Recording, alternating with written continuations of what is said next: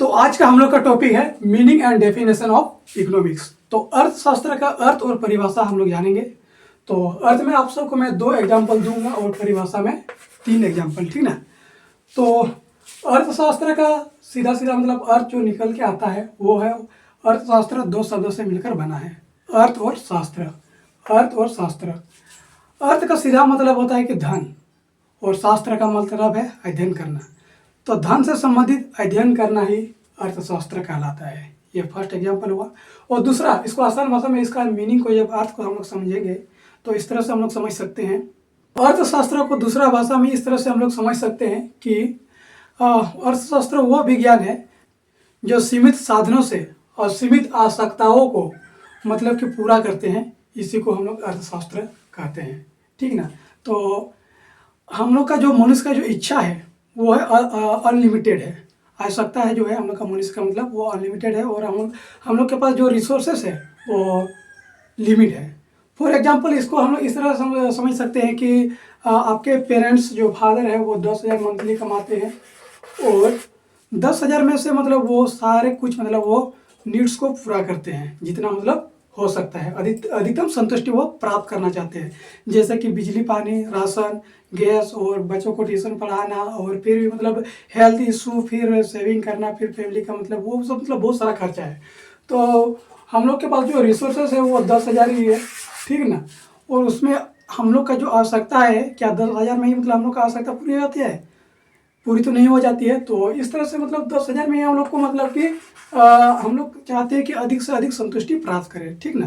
तो उसको किस तरह से हम लोग यूज करें ताकि मतलब हम लोग अधिकतम मतलब संतुष्टि प्राप्त कर सके। तो यह हुआ अर्थशास्त्र का अर्थ। और इसका परिभाषा हम लोग जानेंगे। तो अर्थशास्त्र का परिभाषा में हम लोग 3 अर्थशास्त्री का परिभाषा को हम लोग देखेंगे। पहला में है एडम स्मिथ, दूसरा में है मार्शल, और तीसरा में है रॉबिन्स। तो पहले जो अर्थशास्त्री है, जिसे अर्थशास्त्र का जनक भी कहा जाता है, father of economics, Adam Smith, ठीक ना। एडम स्मिथ ने उन्होंने धन से संबंधित परिभाषा उन्होंने दी। 1776 में उन्होंने एक पुस्तक प्रकाशित किया, उसका नाम है the wealth of nation. The wealth of nation में उन्होंने धन संबंधित परिभाषा उन्होंने दी, और धन से संबंधित उन्होंने यह कहा कि मतलब कि धन को किस तरह से इकट्ठा किया जाए, धन का अध्ययन किस तरह से करना है, इसके विषय में मतलब उन्होंने परिभाषा दी। लेकिन जो अगला जो अर्थशास्त्री है उन्होंने मार्शल ने इसकी परिभाषा को आलोचना करते हुए कहा कि मनुष्य सिर्फ धन को इकट्ठा करना ही मतलब अर्थशास्त्र नहीं कहलाएगा, क्योंकि जैसे कि हम लोग धन को इकट्ठा करते हैं, मान लो सपोज दैट करिए हम चोरी करते हैं, तो हम धन तो इकट्ठा कर रहे हैं लेकिन दूसरों का मतलब कि कल्याण नहीं हो रहा है। तो जैसे कि हम अगर ये चोरी करेंगे तो क्या दूसरे के लिए वो अच्छा होगा?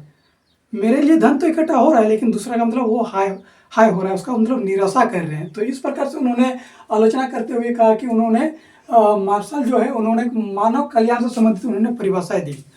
तो मार्शल का कहना है कि धन को इकट्ठा करना अच्छी बात है, लेकिन इस तरह से धन को इकट्ठा करना ताकि मानव का कल्याण हो, समाज का कल्याण हो, ठीक ना।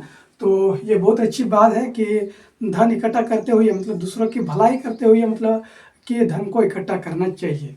और तीसरा जो है वो है रॉबिन्स का परिभाषा। उन्होंने स्कार्सिटी का परिभाषा दी है, अभाव का, ठीक ना। तो क्या होता है कि हम लोग के पास असीमित आवश्यकताएं हैं और इच्छा जो है असीमित है, ठीक ना, और रिसोर्सेज जो है वो लिमिटेड है। तो उसको किस तरह से मतलब हम लोग उसको वैकल्पिक उपयोग करें ताकि मतलब हम लोग अधिकतम संतुष्टि प्राप्त कर सकें। तो उन्होंने अभाव का परिभाषा दी है कि जब जैसे कि मान लो मेरे पास 100 रुपया है, 100 रुपया में से हम क्या क्या कर सकते हैं।